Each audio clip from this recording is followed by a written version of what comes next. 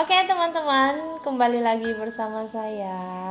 Pada saat ini saya akan mencoba menjawab pertanyaan-pertanyaan dari teman-teman. Ada beberapa pertanyaan, mari kita bahas satu-satu. Yang pertama yaitu pertanyaan dari teman kita, kalau tidak salah dari Srilia Novita Febriani Junta apa sih Majunta ya, gitulah ya teman-teman ya. Dia bertanya, Kak, apa yang pertama sekali kakak rasakan setelah tahu kakak sakit? Oke, yang pertama sekali saya rasakan itu pastinya saya itu sedih ya. Setelah tahu kita itu sakit, siapapun yang terdiagnosa, mau penyakit apapun itu pastinya dia merasa sedih. Yang saya rasakan itu mungkin saya itu sudah nggak berguna lagi setelah saya dapat selembar surat yang menyatakan bahwa saya itu terdiagnosa kanker. Mungkin saya sedikit menjelaskan. Pertama sekali itu saya mengetahui ada benjolan pada payudara saya itu cuman 2 minggu saja. 2 minggu itu saya memantapkan diri untuk konsultasi sama dokter. Saya konsultasi sama dokter, kemudian dokter bilang ini hanya benjolan biasa. Itu pernyataan dari dokter yang saya temui. Ini hanya benjolan biasa. Oke, kita operasi, kemudian dilakukan operasi, ternyata hasilnya tidak sesuai yang saya dengar dari pernyataan dokter tersebut. Ternyata hasilnya itu menyatakan bahwa saya itu terkena kanker payudara. Yang paling saya rasakan itu mental saya itu benar-benar dihajar. Saya itu ngerasa kalau orang yang sudah terdiagnosa kanker itu mungkin dia itu akan dekat dengan kematian. Itu sudah pasti yang dalam pikiran saya. Bahkan saya ingin mencoba, bahkan sudah ingin melakukan, dan saya ingin bunuh diri. Itulah karena terdiagnosanya itu mental saya dihajar. Langsung saya udahlah, ini udah nggak ada gunanya lagi. Udah terdiagnosa berarti ya saya akan meninggal. Itu yang ada dalam pikiran saya. Tapi kalau dipikir-pikir, jika saya berhasil melakukan bunuh diri itu, saya nggak di sini duduk untuk menyampaikan ini buat teman-teman, menyemangati teman-teman. Saya juga sedih. Saya terdiagnosa kanker. Yang saya pikirkan anak saya baru umur 2 tahun 5 bulan. Setiap malam kalau saya tidur, saya lihat anak saya. Tuhan, berapa lama lagi aku akan tidur sama anak saya?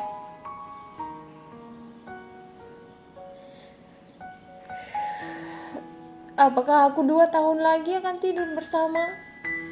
Kapan aku bisa?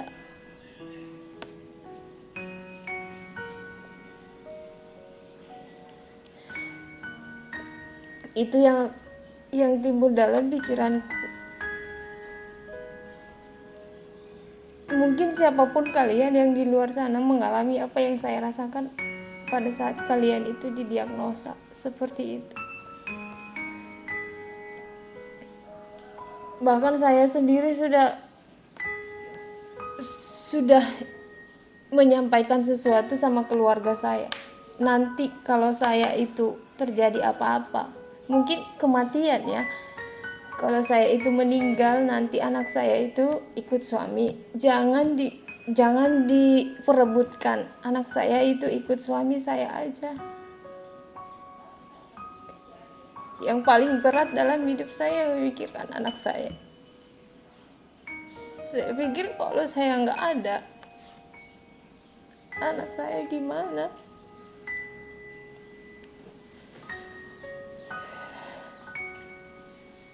Bahkan keluarga saya bilang, kamu jangan bodoh.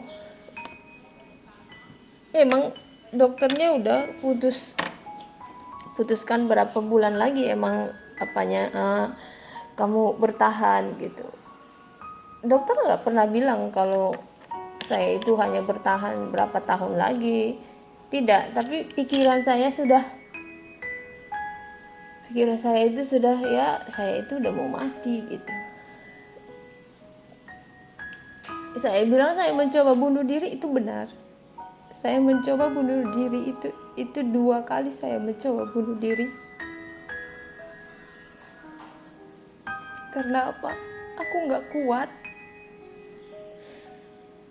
Mungkin habis kemo, mungkin lihat teman-teman melihat aku kuat. Enggak, aku nggak sekuat yang kalian lihat. Oke teman-teman, maaf kalau saya terlihat cengeng. Tapi pada kali ini kita bukannya untuk buat sedih ya. Saya berusaha buat teman-teman termotivasi. Oke, kita kembali ke pertanyaan berikutnya. Ada satu pertanyaan, beberapa pertanyaan deh, bukan satu ya. Kak, perubahan apa yang kakak alami setelah pengobatan kemoterapi? Karena saya lihat pada umumnya orang-orang yang cancer itu botak seperti itu ya. Saya juga awalnya berpikiran bahwa orang yang terdiagnosa cancer itu mungkin harus dibotak, mungkin seperti itu yang saya pikirkan, sama dengan teman-teman yang tanyakan. Setelah saya mengalami menjalani kemoterapi, nanti saya akan perlihatkan videonya kemoterapi itu seperti apa.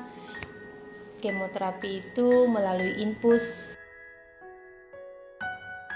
Nah, perubahan yang saya alami itu setelah saya menjalani kemoterapi itu, bekas infus kemoterapi, obat kemoterapi yang masuk ke dalam tubuh saya itu menghitam. Pembuluh darah saya yang ditusuk itu akan menghitam. Mungkin kelihatan kali ya di sini ya. Nah, ini salah satunya nih. Menghitam. Rambut rontok. Rambut saya itu rontok setelah saya menjalani kemoterapi itu pada minggu kedua. Minggu kedua itu sudah gugur. Nanti saya juga akan perlihatkan gugurnya seperti apa sih. Berapa helai sih yang gugur gitu ya teman-teman ya. Gugurnya itu pada saat saya elus gini aja, itu udah copot dari kulit kepala saya, udah copot, nggak ada pengikat lagi, udah rontok. Jadi ya mau nggak mau kita harus botakin, karena setiap hari di lantai itu rambut. Daripada saya mungutin rambut di lantai, mending saya botakin. Mungkin seperti itu juga teman-teman yang lainnya, kenapa dibotakin? Karena memang gugur teman-teman, nggak ada kekuatan mengikat di sini. Sel-sel yang baik itu pun dihancurkan pada saat kita jalanin kemoterapi. Teman-teman ya. Jadi kenapa botak? Ya karena proses pengobatannya itu merusak rambut kita. Kulit kita pun menghitam. Ada teman-teman yang mengikuti kemoterapi juga hitam, lebih hitam dari saya. Itu kulit kita juga dirusak. Kemudian kuku saya copot, hitam. Menghitam semua. Terus alis mata saya itu botak juga, nggak ada. Seorang wanita itu nggak ada cantiknya lah kalau saya itu lihat. Kadang saya bercermin aja, melihat diri saya sendiri aja nggak semangat, benar nggak semangat. Apalagi teman-teman lihat saya mungkin nggak semangat. Karena diri saya sendiri aja melihat saya di cermin, saya nggak semangat. Nggak ada ketertarikannya seorang wanita. Kita seorang wanita kalau rambut panjang itu pasti cantik ya. Bahkan bukan 1, 2, 3, mungkin ada 10 orang yang nyebut saya itu abang. Karena apa? Karena saya nggak punya rambut. Saya dikira laki-laki. Saya ke pasar, bang mau beli apa? Padahal saya bukan abang-abang. Saya kakak-kakak, ibu-ibu. Saya wanita. Karena penampilan kita itu mencerminkan kita sebagai perempuan. Penampilanmu mencerminkan kamu sebagai laki-laki. Itu kan bisa kita lihat dari penampilan kita. Oh, bagaimana kita dengan yang gak ada rambut? Ya wajar-wajar aja orang kalau bilangin saya abang. Saya sering disebut abang loh di pasar. Bahkan di angkot. Bang, geser dikit bang. Dia kalau mau duduk di samping saya, bang geser dikit. Ya saya dengan senyum aja. Dia kan gak tahu saya sakit apa. Saya gak sakit hati. Abang, saya bukan abang loh dek.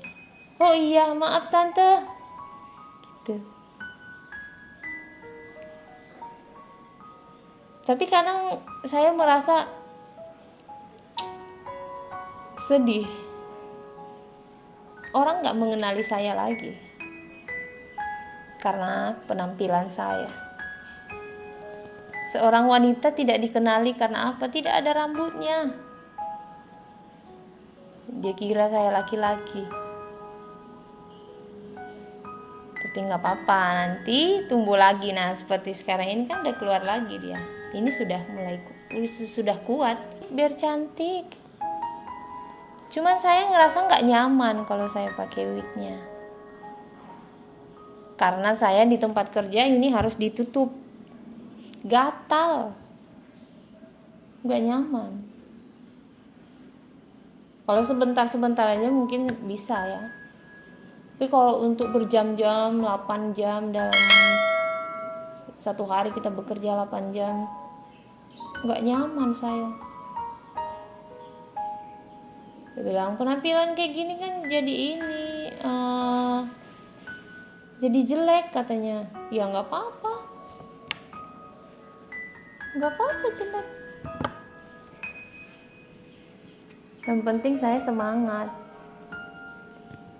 Saya berusaha menyemangati diri saya sendiri. Dari saya semangat, saya akan berusaha menyemangati orang lain. Jadi teman-teman yang di luar sana, jangan takut menjalani kemoterapi. Ya memang perubahannya banyak.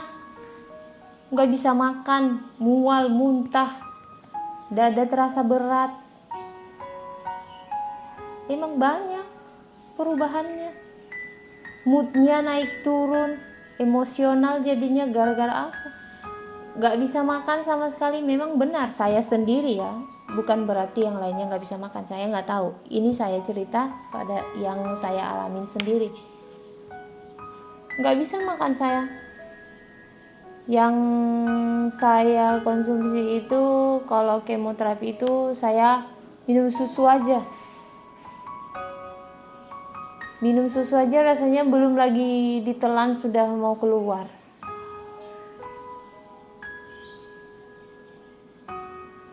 Tapi seiring berjalannya waktu, dalam seminggu itu mungkin kita gak bisa makan. Minggu keduanya sudah mulai bisa, ya udah mulai keluar lah selera makannya. Sudah mulai keluar selera makan, ketemu lagi mau kemoterapi. Baru 2 hari selera makan udah kemoterapi lagi. Keluar lagi mual, muntah, bad mood.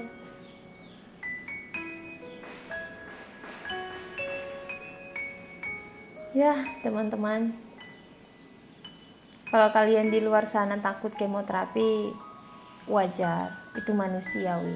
Tapi kalau kita mau sehat, kita harus ada yang kita korbankan. Mungkin di luar sana takut botak, Iya benar, takut botak. Karena beberapa kali ada teman-teman yang bertanya, "Ibu, kemoterapi ya?" "Iya." "Kenapa, Bu?" "Iya, karena udah botak kan." Saya takut di kemoterapi, takutnya botak. Botaknya aja yang dipikirin. Ingat deh, kalau kamu takut kemoterapi, 1 tahun lagi kamu akan balik lagi. Karena apa? Kamu mau sehat, tapi mungkin sudah terlambat. Jangan sampai terlambat baru kamu kembali. Ada ibu-ibu sudah ke Jakarta, dokternya bilang kamu kemoterapi, tapi ibunya nggak percaya. Enggak lah, aku nggak kanker lah gitu, menenangkan dirinya mungkin ya, takut melihat orang-orang yang kemoterapi itu seperti apa, sampai membandingkan ke rumah sakit lain. Di rumah sakit lain juga terdiagnosa cancer, dia nggak mau kemoterapi. Diperiksa semua, dokternya bilang kemoterapi, kamu harus kemoterapi. Ujung-ujungnya 1 tahun kemudian balik lagi datang, tapi dengan kondisi kesehatannya sudah menurun. Itu maksud saya, jangan sampai kita terlambat. Kita memaksakan, ayo aku mau kemoterapi dokter, kapan aku bisa di kemoterapi? Jangan maksa. Kalau dokternya udah bilang kemoterapi, ikutin aja. Gak mungkin dokter nyuruh kita kemoterapi kalau memang bukan itu yang kita butuhkan. Jangan takut, terdiagnosa cancer gak semua kemoterapi. Gak semua. Ya, nanti yang tidak di kemoterapi nanti mungkin saya akan buat video bersama kakak itu, biar teman-teman percaya nggak semua cancer itu di kemoterapi. Nanti terdiagnosa cancer aku di kemoterapi, nggak semua. Kita bisa cuman konsumsi obat, lihat aja hasil labnya. Nanti dokternya jelaskan, oh ini tidak perlu menggunakan kemoterapi, ini hanya minum obat saja selama berapa tahun. Gitu teman-teman. Ya. Teman saya ada, "Kak, aku punya benjolan nih 2 Kak, tapi aku takut." Saya berusaha menenangkan dia. Aku bilang, tumor jinak bisa berubah akan menjadi ganas, tetapi tumor ganas tidak akan berubah menjadi jinak. Mungkin saat ini tumor jinak yang itu ada 2 tumor jinak yang nempel dalam tubuhnya, tapi mungkin kamu akan bertahan 2 tahun atau 1 tahun lagi, terus kamu merasa udah mengganggu aktivitas.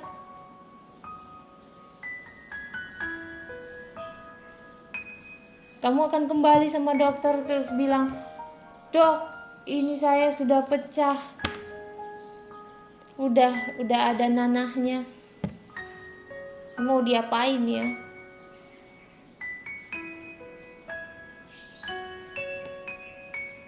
Udah segitu parah, kita baru mau datang. Bukan 1-2 orang yang saya lihat seperti itu. Udah bernanah-nanah, udah keras sebelah baru datang. Datang ke dokter bilang, "Dok, ini keras." Oh, sudah kemana-mana baru kita datang. Jangan sampai terlambat.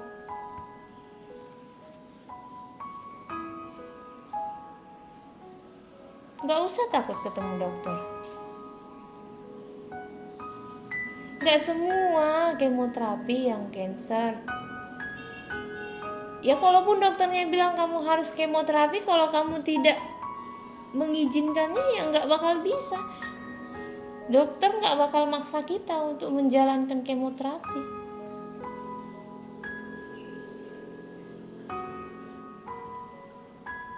Tapi aku takutnya Kak, botaknya itu loh. Lah, kan belum tentu itu cancer apa enggak. Ngapain kamu takut botak? Jangan terlalu semua dipikirin.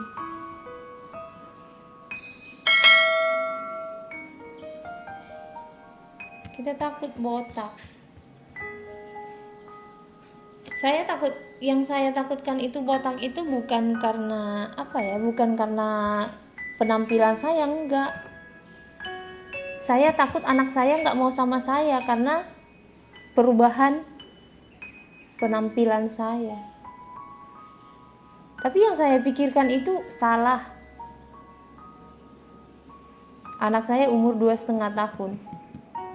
Ya nggak tahu dia bohong atau gimana, yang dia lihat aku seperti apa nggak tahu. Tapi yang pastinya dia bilang sama saya, "Mami, cantik loh."